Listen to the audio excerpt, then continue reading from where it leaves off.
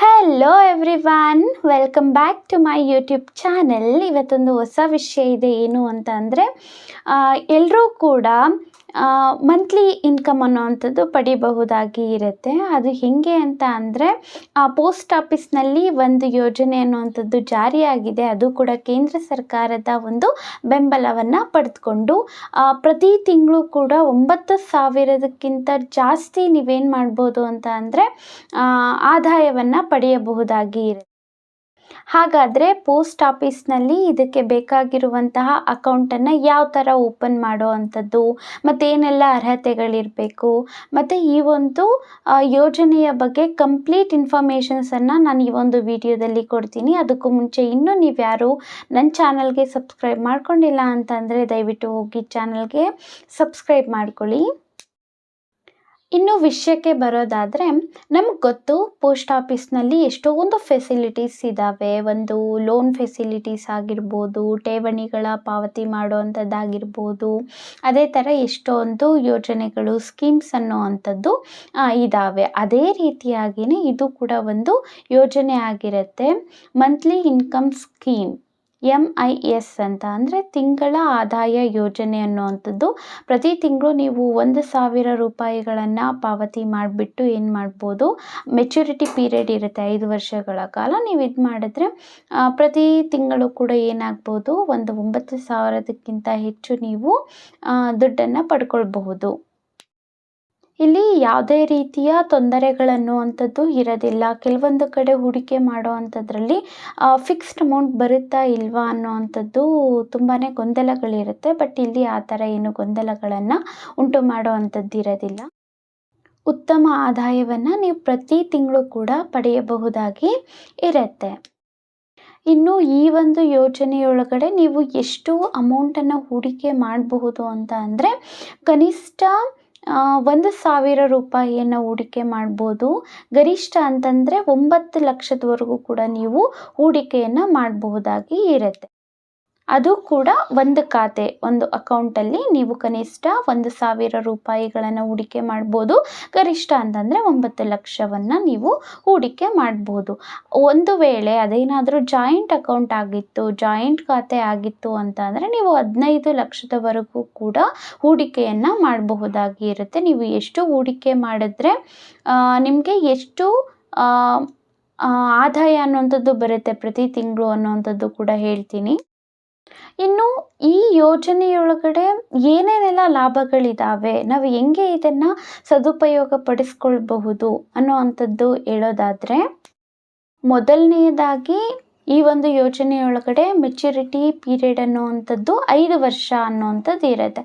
ಅಂದರೆ ನೀವು 5 ವರ್ಷದವರೆಗೂ ಕೂಡ ಹಣವನ್ನು ಪಾವತಿ ಮಾಡಬೇಕು. ಅದಕ್ಕಿಂತ ಮುಂಚೆ ಹಣವನ್ನು ಪಡಿಬಹುದಾ ಪಡಿಬಾರ್ದಾ ಅಂತ ಅಂದರೆ, ನೀವು ಏನು ಹಣವನ್ನು ಹೂಡಿಕೆ ಮಾಡ್ತಾ ಇರ್ತೀರಾ, 1 ವರ್ಷ ಆದಮೇಲೆ ನಿಮಗೇನಾದರೂ ಎಮರ್ಜೆನ್ಸಿ ಸಿಚುವೇಶನ್ ಬಂದುಬಿಟ್ಟು ನಿಮಗೆ ಹಣ ಬೇಕು, ನೀವು ಅಕೌಂಟನ್ನು ಕ್ಲೋಸ್ ಮಾಡಿಸ್ಬೇಕು ಅಂದರೂ ಕೂಡ ಅದಕ್ಕೂ ಕೂಡ ಅವಕಾಶ ಅನ್ನುವಂಥದ್ದು ಇರುತ್ತೆ. ಅದಕ್ಕೂ ಎಷ್ಟಿರುತ್ತೋ ಅದಕ್ಕೆ 7.4% ಬಡ್ಡಿ ದರ ಅನ್ನುವಂಥದ್ದು ನಿಮಗೆ ಕೊಡಲಾಗುತ್ತೆ.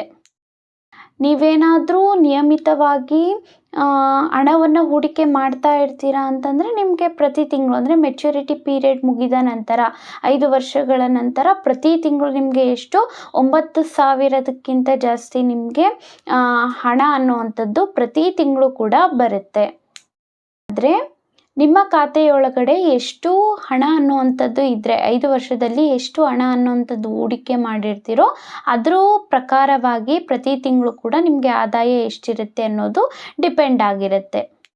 ಒಂದು ವೇಳೆ ಈ ಒಂದು ತಿಂಗಳ ಆದಾಯ ಯೋಜನೆಯ ಒಂದು ಖಾತೆಯೊಳಗಡೆ ನೀವೇನಾದರೂ 5 ಲಕ್ಷ ರೂಪಾಯಿಗಳನ್ನು ಹೂಡಿಕೆ ಮಾಡಿದ್ದೀರಾ ಅಂತ ಅಂದರೆ ಪ್ರತಿ ತಿಂಗಳು ಕೂಡ ನಿಮಗೆ 5 ವರ್ಷದ ನಂತರ ಪ್ರತಿ ತಿಂಗಳು ಕೂಡ ನಿಮಗೆ 3,083 ರೂಪಾಯಿಗಳು ಸಿಗುತ್ತೆ.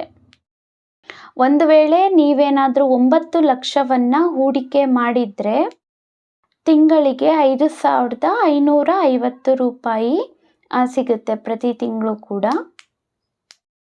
ಇನ್ನು ಜಾಯಿಂಟ್ ಅಕೌಂಟ್ ಅಂತ ಹೇಳಿದೆ. ಜಾಯಿಂಟ್ ಅಕೌಂಟಲ್ಲಿ ಏನಾದರೂ ನೀವು 15 ಲಕ್ಷದವರೆಗೂ ನಾನು ಹೇಳಿದ್ದೆ ಹೂಡಿಕೆ ಮಾಡಬಹುದು ಅಂತ. ಜಾಯಿಂಟ್ ಅಕೌಂಟಲ್ಲಿ ನೀವೇನಾದರೂ ಹೂಡಿಕೆಯನ್ನು ಮಾಡಿದ್ದೀರಾ ಅಂತ ಅಂದರೆ 15 ಲಕ್ಷ ರೂಪಾಯಿಗಳನ್ನು ಹೂಡಿಕೆ ಮಾಡಿದ್ದೀರಾ ಅಂತ ಅಂದರೆ ಮೆಚುರಿಟಿ ಪೀರಿಯಡ್ ಆದ ನಂತರ ಪ್ರತಿ ತಿಂಗಳು ಕೂಡ 9,250 ರೂಪಾಯಿಗಳು ನಿಮಗೆ ಆದಾಯ ಅನ್ನುವಂಥದ್ದು ಸಿಗುತ್ತೆ. ಹಾಗಾದರೆ ಈ ಒಂದು ಯೋಜನೆಯಲ್ಲಿ ಯಾರ್ಯಾರೆಲ್ಲ ಅಕೌಂಟನ್ನು ಓಪನ್ ಮಾಡಿಸ್ಬೋದು, ಅರ್ಹತೆಗಳು ಅಂತಂದರೆ ಕ್ವಾಲಿಫಿಕೇಷನ್ಸ್ ಏನಿರಬೇಕು ಅಂತ ನೋಡೋದಾದರೆ, ಒಟ್ಟಿನಲ್ಲಿ 10 ವರ್ಷದ ಮೇಲ್ಪಟ್ಟಿರುವಂತಹ ಅಪ್ರಾಪ್ತರು ಕೂಡ ಅವರ ಹೆಸರಿನಲ್ಲಿನೇ ಅಕೌಂಟ್ ಅನ್ನುವಂಥದ್ದನ್ನು ಓಪನ್ ಮಾಡಿಸಬಹುದಾಗಿ ಇರುತ್ತೆ. ಮತ್ತು ಇದರಲ್ಲಿ ಇನ್ನೊಂದು ಬೆಸ್ಟ್ ವಿಚಾರ ಏನು ಅಂತಂದರೆ, ಒಬ್ಬರು ಒಂದಕ್ಕಿಂತ ಹೆಚ್ಚು ಖಾತೆಯನ್ನು ಕೂಡ ಓಪನ್ ಮಾಡೋದಕ್ಕೆ ಸಾಧ್ಯ ಇರುತ್ತೆ ಈ ಒಂದು ಯೋಜನೆಯಲ್ಲಿ. ಹೂಡಿಕೆ ಮಾಡೋದಕ್ಕೆ ಸ್ಟಾರ್ಟ್ ಮಾಡಿದ್ದು 1 ವರ್ಷದೊಳಗಡೆ ನೀವು ಹಣವನ್ನು ವಾಪಸ್ ಪಡ್ಕೊಳ್ಳೋದಕ್ಕೆ ಆಗೋದಿಲ್ಲ. ಮೆಚುರಿಟಿ ಪೀರಿಯಡ್ ಇರುವಂಥದ್ದು 5 ವರ್ಷಗಳ ಕಾಲ. ಆದರೆ ನಿಮಗೇನಾದರೂ ತುರ್ತು ಪರಿಸ್ಥಿತಿ ಇದೆ ಅಂತಂದರೆ 1 ವರ್ಷದ ನಂತರ ನೀವೇನು ಮಾಡಬಹುದು, ಕೆಲವೊಂದು ನಿಯಮಗಳಿದ್ದಾವೆ, ಅವುಗಳ ಅನುಸಾರವಾಗಿ ನೀವು ದುಡ್ಡನ್ನು ಪಡ್ಕೊಳ್ಬಹುದಾಗಿ ಇರುತ್ತೆ. ಮೆಚುರಿಟಿ ಪೀರಿಯಡ್ ಮೊದಲೇ ಯಾರಾದರೂ ಅಂದರೆ ಹೂಡಿಕೆದಾರರು ಯಾರು ಇರ್ತಾರೆ ಅವರು ಏನಾದರೂ ಮೃತಪಟ್ಟರೆ ನಾಮಿನಿಯಲ್ಲಿ ಇರುವಂತಹ ಹೂಡಿಕೆದಾರರ ಅಕೌಂಟ್ಗೆ ಏನಾಗುತ್ತೆ, ಹಣ ಅನ್ನುವಂಥದ್ದು ಹೋಗುತ್ತೆ. ಹಾಗಾದರೆ ಈ ಒಂದು post office monthly income scheme ಯೋಜನೆ ಒಳಗಡೆ ಅಕೌಂಟನ್ನು ಓಪನ್ ಮಾಡಿಸ್ಬೇಕು ಅಂತಂದರೆ ಏನೇನೆಲ್ಲ ಡಾಕ್ಯುಮೆಂಟ್ಸ್ ಬೇಕು ಅಂತ ನೋಡೋದಾದರೆ, ನಿಮ್ಮದು ಅಡ್ರೆಸ್ ಪ್ರೂಫ್ ಬೇಕಾಗುತ್ತೆ, ನಿಮ್ಮ ವಿಳಾಸ, 2 ಪಾಸ್ಪೋರ್ಟ್ ಗಾತ್ರದ ಭಾವಚಿತ್ರಗಳು ಬೇಕಾಗುತ್ತೆ, ಪ್ಯಾನ್ ಕಾರ್ಡ್, ರೇಷನ್ ಕಾರ್ಡ್ ಮತ್ತು ವೋಟರ್ ID ಕಾರ್ಡ್ ಇವು ಕೂಡ ಬೇಕಾಗುತ್ತೆ. ನೀವು KYCಯನ್ನು ಮಾಡಿಸ್ಬೇಕಾಗಿರುತ್ತೆ ಪೋಸ್ಟ್ ಆಫೀಸ್ನಲ್ಲಿ. ಹಾಗಾಗಿ ನೀವು ಒರಿಜಿನಲ್ ಡಾಕ್ಯುಮೆಂಟ್ಸ್ ಕೂಡ ತಗೊಂಡು ಹೋಗಬೇಕಾಗಿರುತ್ತೆ. ಇನ್ನು ಈ ಒಂದು ಯೋಜನೆಯಲ್ಲಿ ನೀವು ಅಕೌಂಟನ್ನು ಓಪನ್ ಮಾಡಿಸ್ಬೇಕು ಅಂತಂದರೆ ಯಾವ ಥರ ಓಪನ್ ಮಾಡಿಸ್ಬೇಕು ಅಂತ ನೋಡೋದಾದರೆ, ಫಸ್ಟು ನಿಮಗೆ ನಿಮ್ಮ ಹತ್ರದಲ್ಲೇ ಇರುವಂತಹ ಒಂದು ಪೋಸ್ಟ್ ಆಫೀಸ್ಗೆ ಭೇಟಿಯನ್ನು ನೀಡಿಬಿಟ್ಟು ಅಲ್ಲಿ ಉಳಿತಾಯ ಖಾತೆಯನ್ನು ಫಸ್ಟು ಓಪನ್ ಮಾಡಿಸ್ಬೇಕು. ನಂತರ ಅವ್ರ ಹತ್ರನೇ ಅರ್ಜಿ ನಮೂನೆಯನ್ನು ಕೇಳಬೇಕಾಗಿರುತ್ತೆ. ಕೇಳಿ ಅದನ್ನೆಲ್ಲ ಫಿಲ್ ಮಾಡಬೇಕಾಗಿರುತ್ತೆ, ಏನೇನೆಲ್ಲ ಕೇಳಿದ್ದಾರೆ ಅನ್ನುವಂಥದ್ದು. ಎಲ್ಲ ವಿವರಗಳನ್ನು ಭರ್ತಿ ಮಾಡಿದ ನಂತರ ನಾನು ಇಷ್ಟೊತ್ತು ಏನು ಹೇಳಿದ್ದೆ ಡಾಕ್ಯುಮೆಂಟ್ಸು, ಆ ಡಾಕ್ಯುಮೆಂಟ್ಸ್ನೆಲ್ಲ ಅದಕ್ಕೆ ಅಟ್ಯಾಚ್ ಮಾಡಬೇಕಾಗಿರುತ್ತೆ. ಪಾಸ್ಪೋರ್ಟ್ ಗಾತ್ರದ ಭಾವಚಿತ್ರಗಳಾಗಿರ್ಬೋದು, ಮತ್ತು ವೋಟರ್ ID ಆಗಿರಬಹುದು, ಮತ್ತು ಅಡ್ರೆಸ್ ಪ್ರೂಫ್, ಈ ಥರ ಆವಾಗಲೇ ಏನು ಹೇಳಿದ ದಾಖಲೆಗಳು ಅವುಗಳನ್ನ ಅದಾದ ನಂತರ ನಾಮಿನಿಯನ್ನು ಆಯ್ಕೆ ಮಾಡಿಕೊಳ್ಬೇಕು ನೀವು. ನಂತರ ಹಣವನ್ನು ಅಥವಾ ಚೆಕ್ಕನ್ನು ಠೇವಣಿ ಮಾಡಬೇಕು. ಇದಿಷ್ಟು ಆಗಿತ್ತು ಮಂತ್ಲಿ ಇನ್ಕಮ್ ಸ್ಕೀಮ್ ಕುರಿತಾಗಿ. ನನ್ನ ಚಾನಲ್ನ ಸಬ್ಸ್ಕ್ರೈಬ್ ಮಾಡ್ಕೊಳ್ಳಿ, ಸೊ ದಟ್ ನಿಮಗೆ ಏನು ಸಿಗುತ್ತೆ ಅಂದರೆ ಜಾಬ್ ರಿಲೇಟೆಡ್ ಇನ್ಫಾರ್ಮೇಷನ್ಸ್ ಆಗಿರಲಿ, ಇದೇ ಥರ ಯೋಜನೆಗಳ ಬಗ್ಗೆ ಮತ್ತು ಎಕ್ಸಾಮ್ ನೋಟಿಫಿಕೇಷನ್ಸ್ ಇದೇ ಥರ ನನ್ನ ಚಾನಲಲ್ಲಿ ವೀಡಿಯೋಸ್ನ ಅಪ್ಲೋಡ್ ಮಾಡ್ತಾನೇ ಇರ್ತೀನಿ. ಇಷ್ಟ ಆಗಿದ್ದರೆ ಒಂದು ಲೈಕ್ ಮಾಡಿ. Thank you.